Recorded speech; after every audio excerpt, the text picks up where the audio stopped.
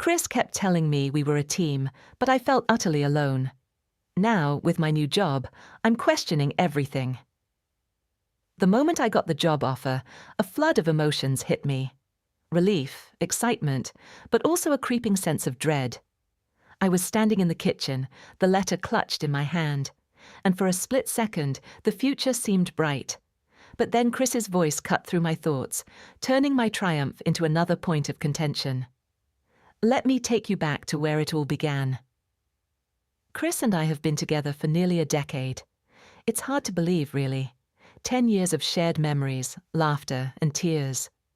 When we met, I was already a mother to 2 wonderful boys, now teenagers, aged 16 and 14.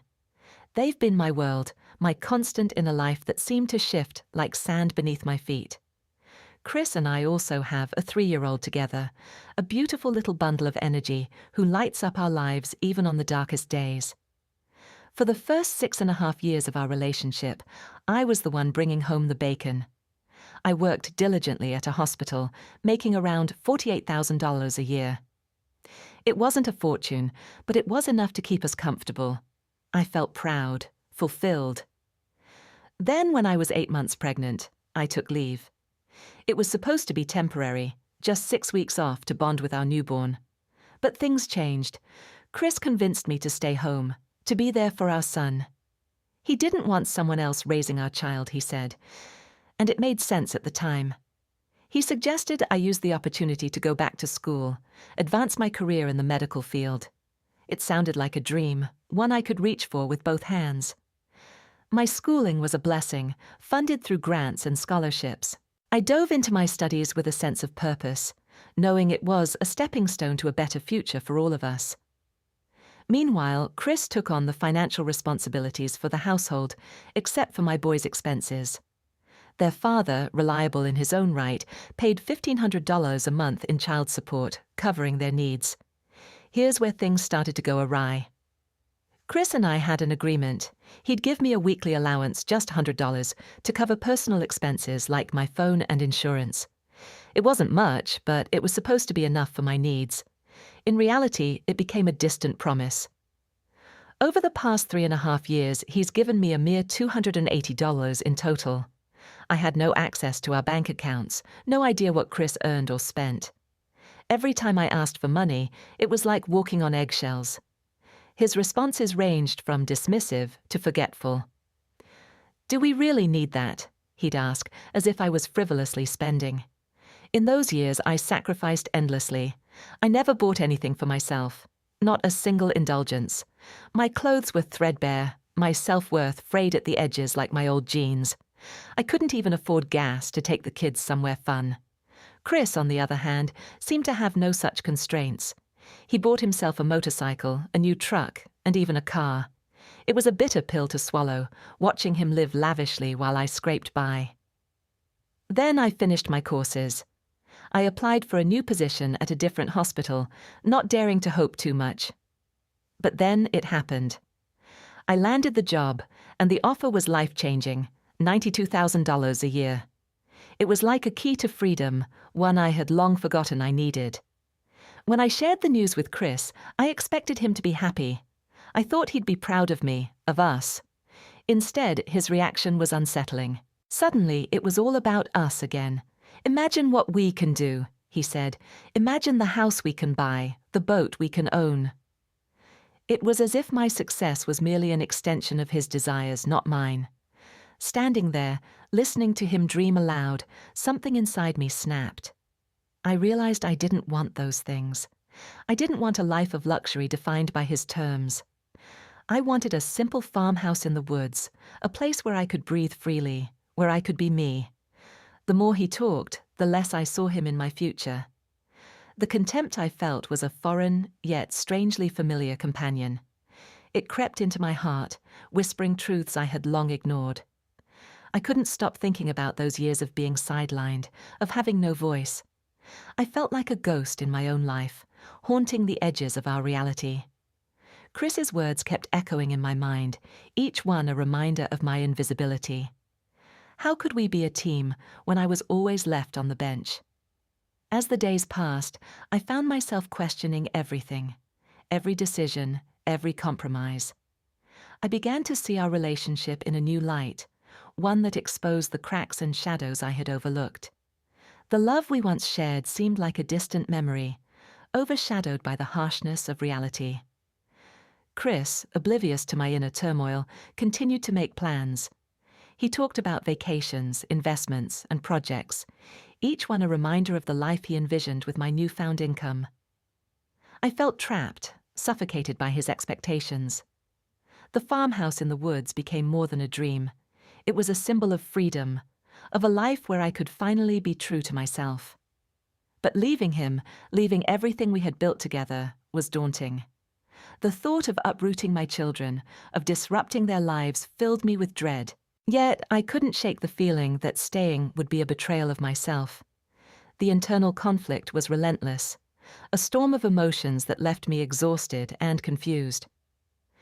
I started to imagine conversations with Chris, ones where I could express my feelings, my fears. But each time I held back, afraid of the consequences. What if he didn't understand? What if he dismissed my concerns, as he had so many times before? The fear of confrontation was paralyzing, a barrier I couldn't seem to cross. Night after night, I lay awake, replaying the moments of our relationship, the good times, the bad, and the ones that blurred the lines between love and obligation. I longed for clarity, for a sign that would guide me towards the right decision. But it never came. Instead, I was left with my thoughts, a cacophony of doubts and desires. In the quiet moments, I found solace in my children. Their laughter, their innocence, reminded me of what truly mattered. They were my anchors, my motivation to seek a better life. I wanted to be a role model for them, to show them the importance of self-respect and independence. As the weeks turned into months, I knew I had to make a choice. The job offer was not just an opportunity for financial stability. It was a chance to reclaim my life, to redefine my future. I had to decide whether I was willing to continue living in the shadows of Chris's dreams or to step into the light of my own. The turning point came on a mundane afternoon, as I watched my children play in the backyard. Their joy, their unfiltered happiness, was contagious. It was then that I realized I couldn't continue living a lie. I couldn't compromise my values, my aspirations, for the sake of a relationship that no longer fulfilled me. I knew it wouldn't be easy. The road ahead was fraught with challenges, with difficult conversations and heart-wrenching decisions. But for the first time in years, I felt a sense of clarity, a resolve that had been absent for far too long. That night, as I sat across from Chris at the dinner table, I took a deep breath.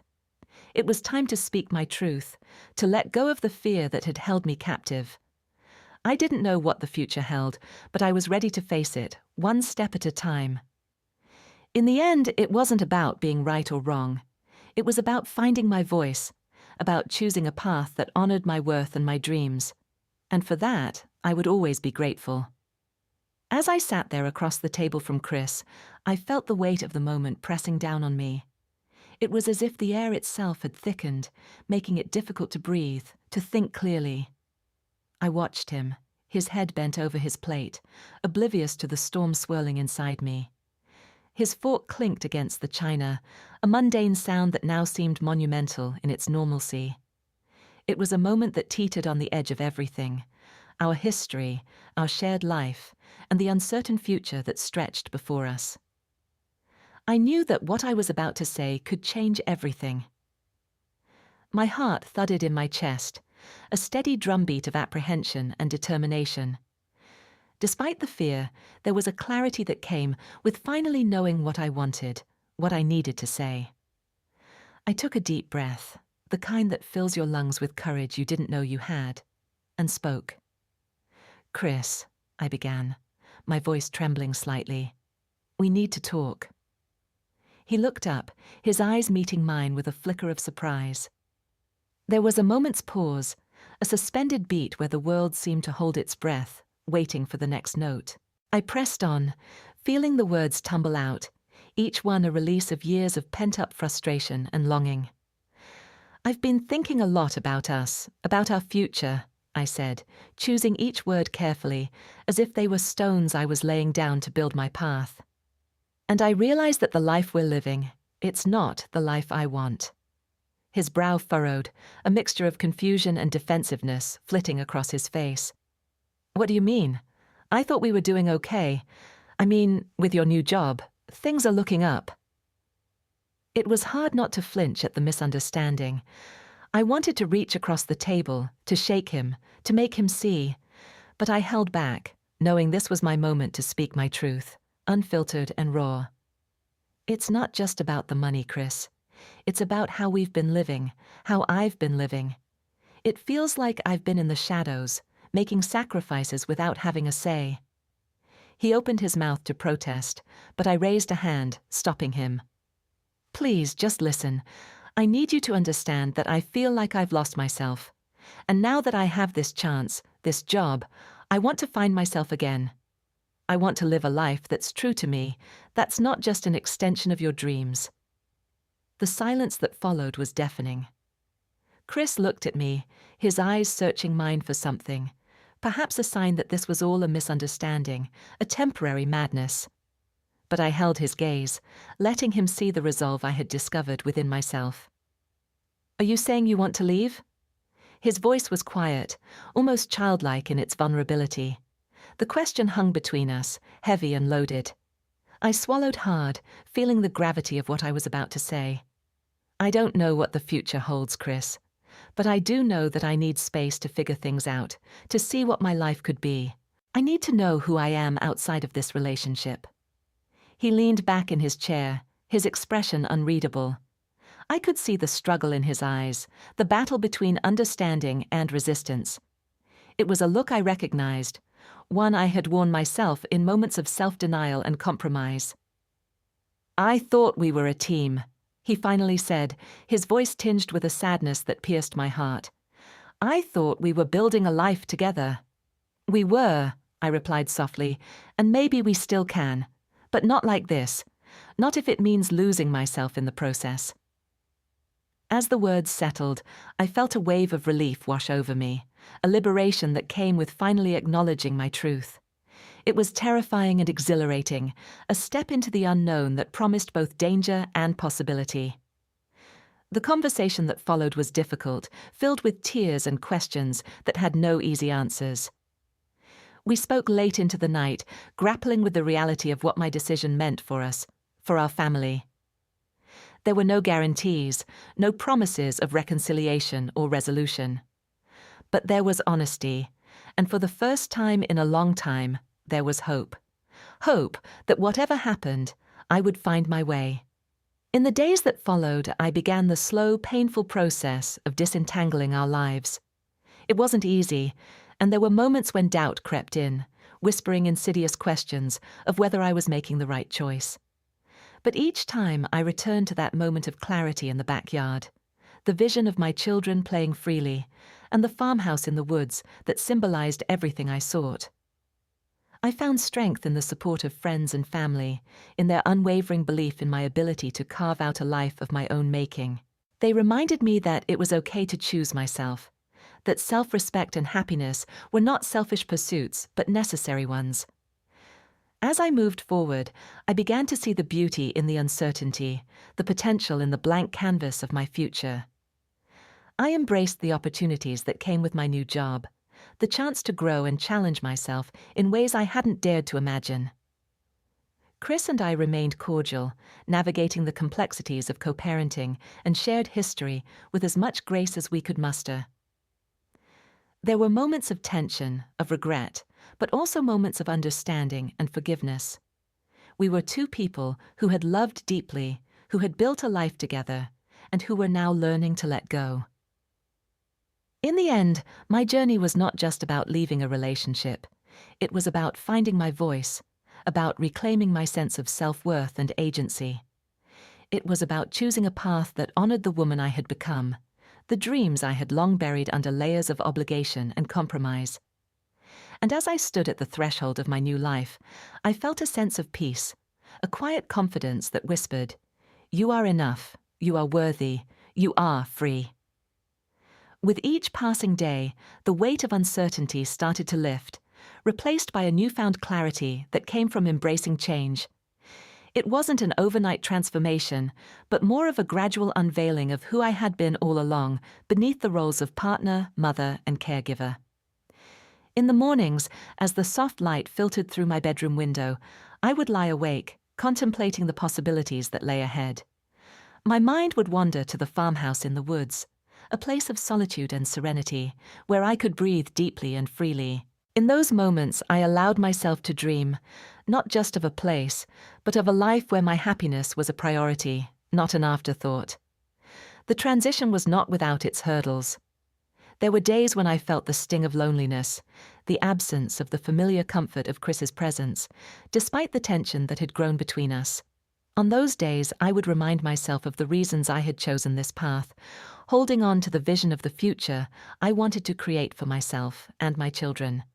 I found solace in small victories, like the first time I treated myself to a new outfit, feeling the fabric smooth against my skin, a tangible reminder of my independence. Or when I took the kids out for a spontaneous weekend road trip, filling the car with laughter and music, the open road a symbol of our shared adventure into the unknown. Work became a sanctuary, a place where I could pour my energy and passion into something that was entirely mine. Each challenge I faced at the hospital was an opportunity to grow, to prove to myself that I was capable, competent, and deserving of the success that came my way.